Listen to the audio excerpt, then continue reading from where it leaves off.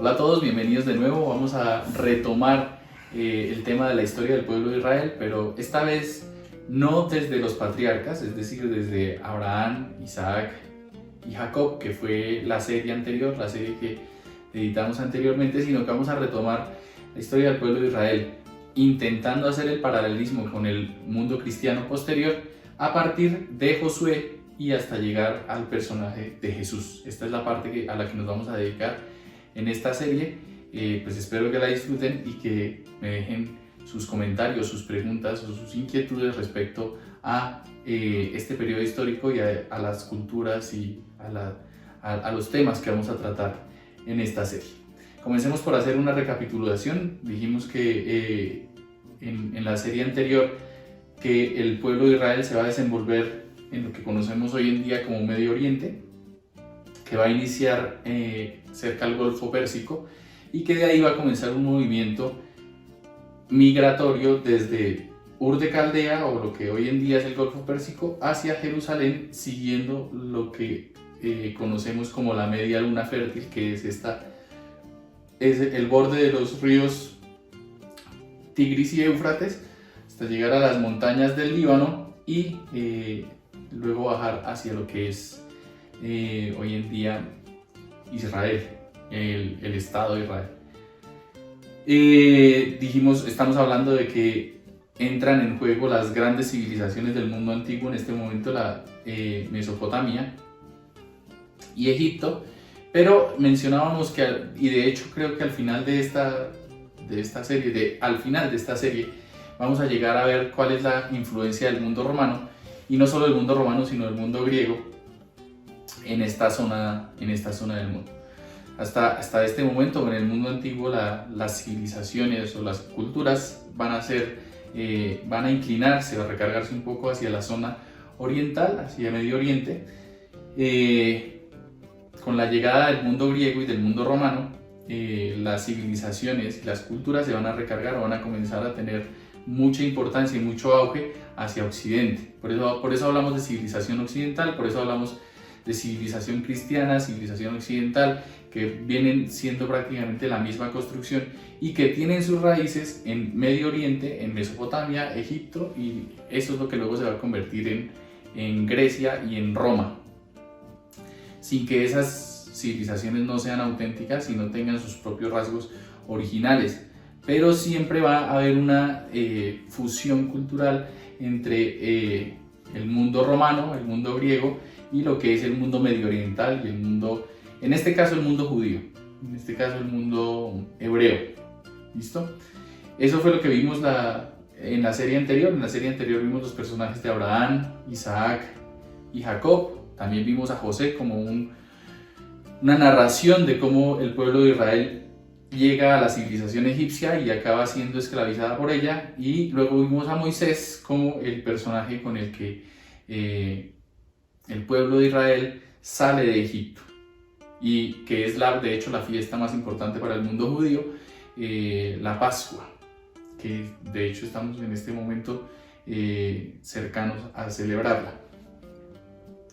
Listo, entonces lo que quiero que nos fijemos es que el personaje de Moisés es un personaje que va a ser de bisagra, que va a ser de punto de inflexión entre ese mundo antiguo del pueblo hebreo, que es el mundo de los patriarcas, de Abraham, Isaac y Jacob, y el mundo nuevo, o la nueva alianza que yo les mencionaba en la serie pasada, la nueva alianza que Dios establece con su pueblo en el monte Sinaí cuando le otorga las tablas de la ley a Moisés. Esta nueva alianza va a consistir en dos cosas fundamentalmente: una, que Dios se compromete a ser el Dios de ese pueblo, pero el pueblo se tiene que comprometer con ese Dios, a ser el pueblo de ese Dios. En el libro del Éxodo aparece una palabra, un texto en el que se habla del Shema. Shema en lengua hebrea quiere decir escucha. Shema Israel, escucha Israel, yo seré tu Dios y tú serás mi pueblo. Ese es el primer punto, y quizá el más contundente de la alianza del pueblo de Israel con Dios. Y el segundo es que tienen que ir a la tierra prometida, a la tierra que Dios les asignó tradicionalmente, que es la tierra de los cananeos. Entonces, el texto bíblico nos dice que por algunas cuestiones de fe, problemas de fe que tuvo Moisés guiando al pueblo a través del desierto, Dios le dijo que él no iba a llegar a la tierra prometida. De hecho, con Moisés es con el que se acuña ese término tierra prometida. Antes de Moisés sabíamos que tenían que llegar a esta tierra porque Dios se la había asignado, pero todavía no se hablaba de tierra prometida. Solo hasta Moisés comenzamos a hablar de la tierra prometida. Y Dios le va a decir a Moisés, no vas a llegar a la tierra prometida, te vas a quedar más o menos aquí porque la vas a ver, pero no vas a llegar a ella. En ese momento es cuando Moisés elige a su sucesor. Y este paso es importante dentro de la cultura israelita, dentro de la cultura del pueblo de Israel, porque Josué en un primer momento no pertenece a la línea de sucesión patriarcal. Moisés en cierta forma tampoco. Moisés pertenecía a la tribu de Leví, pero es designado por Dios.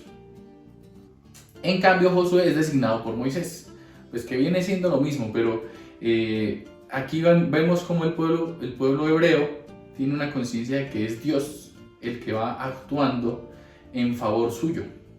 Y en este caso Moisés deja a Josué como su sucesor para llevar al pueblo de Israel hasta la tierra prometida.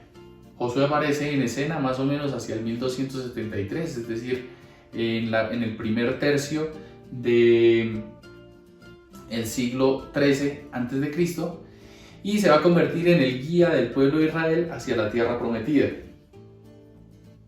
También se va a conocer o se va a considerar el gran caudillo del pueblo judío, porque el pueblo judío no es un pueblo guerrero, o tradicionalmente no ha sido un pueblo guerrero. Si ustedes se dieron cuenta en la primera serie, el pueblo de Israel siempre ha sido un pueblo seminómada que va caminando, siempre va intentando llegar a la tierra prometida, pero nunca se mete en enfrentamientos de guerra con otros pueblos, sino que simplemente va caminando, pasa de un sitio, pasa a otro y se va moviendo, pero no se ha dedicado a hacer la guerra.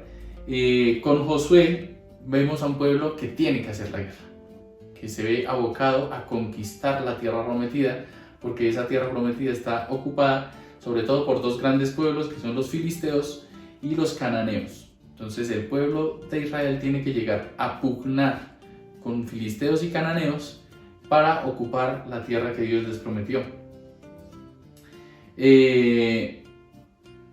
Con Josué vemos que el pueblo llega hasta la orilla del río Jordán. De hecho, la pintura nos está mostrando el paso del Arca de la Alianza por el río Jordán.